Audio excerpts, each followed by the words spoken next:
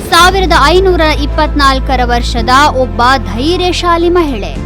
ಅಕ್ಬರನ ಸೇನಾಧಿಪತಿ ಆಸಿಫ್ ಖಾನ್ ಜೊತೆಗಿನ ಯುದ್ಧದಲ್ಲಿ ಅವಳ ಒಂದು ಕಣ್ಣು ಕಿತ್ತು ಹೋಗಿತ್ತು, ದೇಹದಿಂದ ರಕ್ತ ಹರಿಯುತ್ತಿತ್ತು.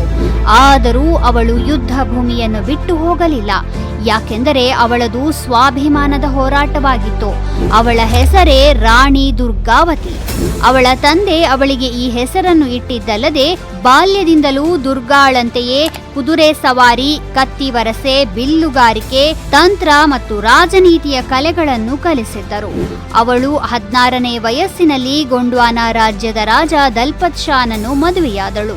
ಮದುವೆಯಾದ ಕೇವಲ 7 ವರ್ಷಗಳ ನಂತರ 1548ರಲ್ಲಿ ರಾಜ ದಲ್ಪತ್ ನಿಧನರಾದರು. ಆ ಸಮಯದಲ್ಲಿ ಅವರ ಮಗ ವೀರನಾರಾಯಣ ಕೇವಲ 5 ವರ್ಷ ವಯಸ್ಸಿನವನಾಗಿದ್ದ. ಇದರ ನಂತರ ರಾಣಿ ತನ್ನ ಮಗ ವೀರನಾರಾಯಣನನ್ನು ಸಿಂಹಾಸನದ ಮೇಲೆ ಕೂರಿಸಿ ವಾಸ್ತವಿಕ ನಿಯಂತ್ರಣವನ್ನು ವಹಿಸಿಕೊಂಡು 16 ವರ್ಷಗಳ ಕಾಲ ಆಳ್ವಿಕೆ ನಡೆಸಿದಳು. ಆದಾಗ್ಯೂ ಒಬ್ಬ ಮಹಿಳೆ ಏಕಾಂಗಿಯಾಗಿ ಆಳುವುದನ್ನು ನೋಡಿ ಶತ್ರುಗಳು ಒಟ್ಟುಗೂಡಿದರು. 1556ರಲ್ಲಿ ಮಾಲ್ವಾದ ಸುಲ್ತಾನ್ ಬಾಜ್ ಬಹದ್ದೂರ್ ದಾಳಿ ಮಾಡಿದನು. ಆದರೆ ರಾಣಿಯ ಶೌರ್ಯದಿಂದ ಆತ ಸೋತು ಸುಣ್ಣವಾಗಿ ಹೋದ.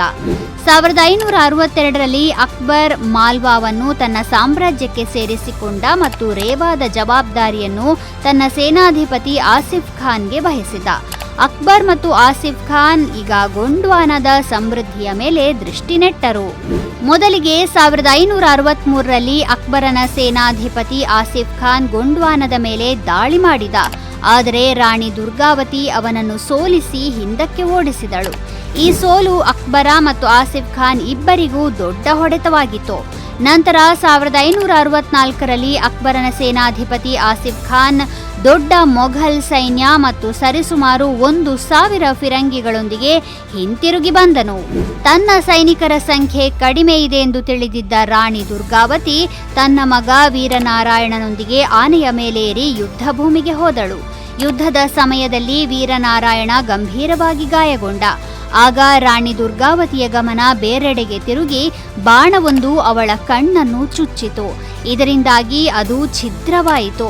ಇದರ ಹೊರತಾಗಿಯೂ ರಾಣಿ ದುರ್ಗಾವತಿ ದೃಢವಾಗಿ ನಿಂತು ಹೋರಾಟ ಮುಂದುವರೆಸಿದಳು.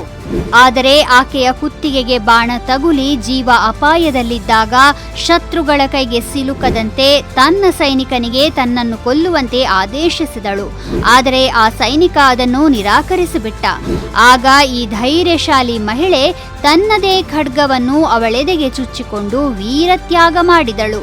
ಹೀಗೆ ರಾಣಿ ದುರ್ಗಾವತಿ ಆತ್ಮಗೌರವ ಮತ್ತು ಸ್ವಾತಂತ್ರ್ಯವು ಜೀವಕ್ಕಿಂತಲೂ ಹೆಚ್ಚು ಮೌಲ್ಯಯುತವಾದವುಗಳಾಗಿವೆ ಎಂದು ಸಾರಿ ಹೇಳಿದಳು.